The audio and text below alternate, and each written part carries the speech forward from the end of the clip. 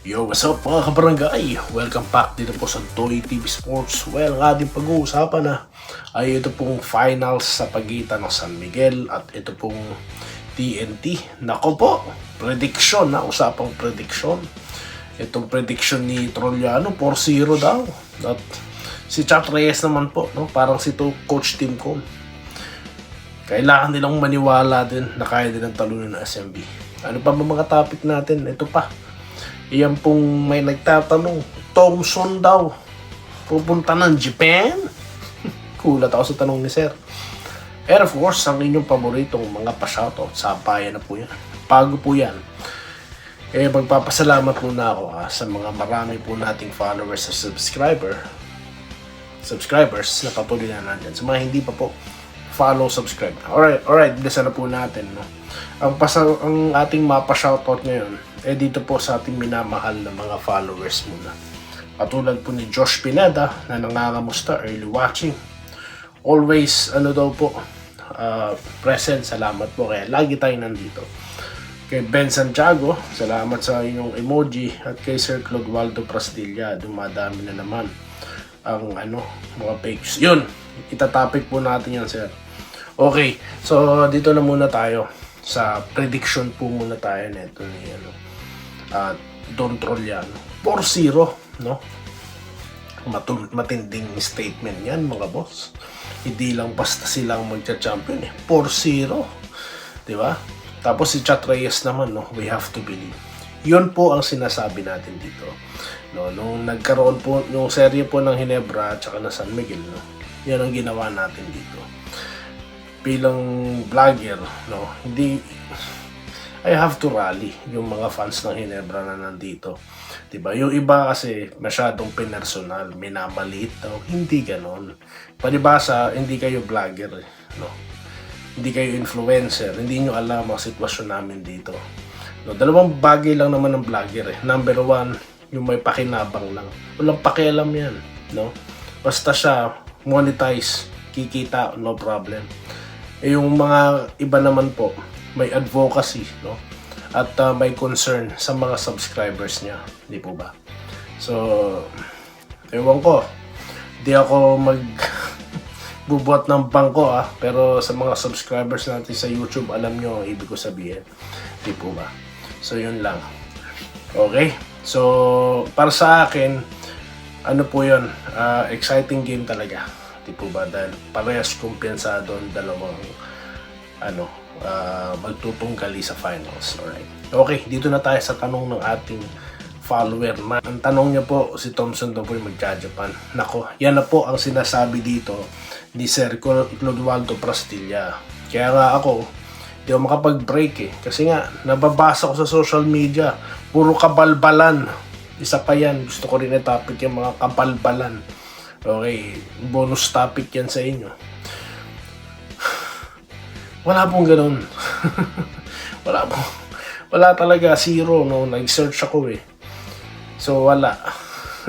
Hindi ko po suot si Meta dahil medyo in-upgrade po natin ng konti, Pero sinearch po natin sa lahat na wala pong Thompson magpupunta ng Japan, no? Lumalaki na po ang family, no, ni Scottie Thompson, no? At alam naman po natin right after the game, di ba? May sequence na nakita natin, may pagkakataon na dumiretso siya sa Davao, di po ba? So, family man talaga yung tao. Okay. So, I don't think sa sa situation niya ngayon, no? Sa edad niya ngayon, mag-Japan pa, no? Di po ba? Usually po yung iba, no, mga batang player, pupunta ng Japan yan. Di po ba? Syempre, hanggat may offers, may gandang offers, di po ba? Ngayon, kung okay na sila, babalik na. May mga player na gano'n, di po ba, na stable na. Si Thompson, stable na po. Di po ba? I don't think he will risk everything and go there in Japan. At wala namang sinasabi sa legit sources. Okay, yan po ang sagot ko dyan. So, yan pong nasagap nyo yung maliwanag na misinformation po yan. Okay? Alright. Salamat po sa inyong pagtatanong. Ma'am Minerva Nava, Java, no? Wala naman pong bigayan. Ayan. May mga players ngang nagkaka-injury dahil sa paglalaro na maayos. Yun na nga. Bigyan mo si Junmar, binabad na nga eh. No? Ganyan ako si Junmar eh. Diba si Troy Rosario, injured na, naglalaro. Paano? Walang logic po talaga eh. No? May masabi lang itong mga nagpapakalan yan. Pero, andito po tayo, no? Kaya sabi ko sa inyo, pipiliin nyo. Marami pa po mga vlogger na nagkakalat na mga kabalbalan, no? Bigyan ko kayo ng mga example. May mga naglalabas po ng si Stan Hardinger. Yan na naman, Stan Hardinger slaughter na naman nilalabas nila. Tapos yung nakaraan trade, ibinabalik na naman nila. No? Kung hindi bobo, misinform. Bakit ko nasabing bobo? Kung alam mo na ang dahilan kung bakit nawala yung mga player na yun, ba't inuulit mo pa yung issue na yan? Okay? O tapos, kung misinform ka, hindi mo alam, ito, nasabi ko na yan. Ayoko na mag-aksaya ng oras. Di po ba? Pero isa lang ang tanong ko sa'yo. Isa lang ang tanong ko. Okay? Bakit tinarade si Shaq sa Miami? Sa kainitan po ng tampalan nila ni Kobe. Di po ba? Shaquille O'Neal is the most dominant player in the NBA as center. Para po siyang si Junmar Fajardo ngayon. Bakit tinarade yan? So, yun lang pong pag-iisipan. No? Kaya po yung nakakasagap ng mga ng mga ganyang klase ng post na yan. Para lang po anuhin kayo. Guluhin ang mga isip nyo. Pero may mga pagpapaliwanag na po dyan. May mga dahilan na po dyan kung bakit na-trade yung mga players na yan. Ganun po yan. Nagkamali ba sa trade? Hold go, kapalit ni ni Stan Hardinger tsaka si si Stanley Pringle. Bobo. Kasama si Abarrientos doon.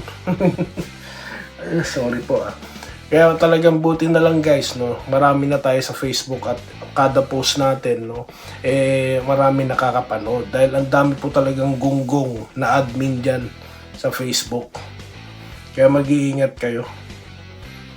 Election daw, boss, kaya biga. Election. Matagal pa pong election. Speaking of election na ba? May vlogger dyan.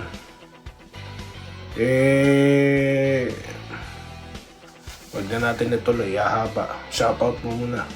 Kay Bong Brioso. Maraming salamat po. Ayan. Kay Robert Kayabyab. Ayan. Mga present po yan sa Facebook at YouTube. Ayan, pati po sa ating content na ako'y nagbe-bake, nandun pa kayo. Salamat Really appreciated guys. Ito pa, mga tanong. Boss, may I go out muna po pag comment pero salamat po kay Sir Doloro Maro. Okay lang po sir. Okay lang. Hindi ko po kasi mag-break ngayon, no? Gustuin ko man kasi nga ang daming mga fake news vloggers na naman nagkalat sa tulad yan, yung Thompson.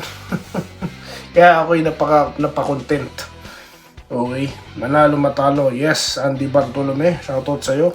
Clodoaldo Prasdilla. Good evening. Okay, ayos lang kahit matalo Ginebra laban sa Birman. Pauwi na lang next conference. Iyak ka, sabi ni Nelson. Ano mga corny naman yan, Nelson? Ano ba yan? No? Ano ba yan? Iyak. Sino ba iyakin? Alam nyo na. Hindi na kailangan ulit-ulitin. No? Meron lang talagang mga ewan ko, makakailan palang magsalita. Makakasakit lang po ako ng masakit na salita na naman lalabas sa bibig ko. Ayan. Anyway, dito tayo kay Minerva Quinones, no? Watch nyo na lang pagbabalik nila Holt. O, ayan. Clifford Paragas, bakit anong kasalanan ni Holt at Gray? Mga Gene fans, huwag naman sisihin yung dalawa. Yun na nga pag panalo, puring-puri. Wala pong iniwan sa gilas niya. Pag talo, palitan na yung coach. Palitan na yung player. Diba? Mga po yan Yung mga ganyang mga fans na yan. Mga walang kwentang fans po yun. Pag panalo, dun lang nakasuporta. Pag talo, critics na sila. Di na sila fans. Diba? Wala po talaga. Nasa na tayo? Ito, marami po Ito, pinagtatanggol natin dito si Holton Gray. Nako, ang dami pong mga nag-comment, no? So, I think kahit pa paano, no? Okay na tayo sa Facebook, no? Mapalag-palag na, no? Si Doy TV, no? Okay na po ba tayo? Comment po kayo dyan, ha? Ayan. Correct ka dyan, idol, sabi ni Rowell Carmen. Ayan, shoutout sa'yo, sir. Okay. Kay Josh Pineda, at kung hindi dahil sa kanilang dalawa, hindi makakagawa ng si Scotty. Oh, tama, di ba? Tama kayo dyan, sir. Josh Bodola Romaro. Okay, sinisisi daw yun. Dahil ginagawa naman nila lahat para... Ginagawa nila, no? Yung huwag nyo nang pakinggan yan. Dito kayo kay Doy TV makinig. No? Julius Bereje Lepeña, shoutout sa'yo, ha? Vincent Nava, Prexy Adorna, Sara Sanchez, Sergio Payawan, salamat po. Len Rojas Bautista. Wala ro kasiyahan, gusto puro panalo. Donovan Kaidik, salamat mo. Salamat po kay Sir Donovan Kaidik, ha. Okay, ano niyo po si Alan Kaidik, sir. Wenceslao Hapon, Mario Hernandez, Renato Ramos, Benedicto Palco, Chinas Kaponpon, RM Alonso, Dato Taberna, okay, Ma'am Minerva Jaba, Pio Arevalo Antonio, salamat sa'yo. Bakit kami, yun, kay Ma'am Telma, shoutout sa'yo.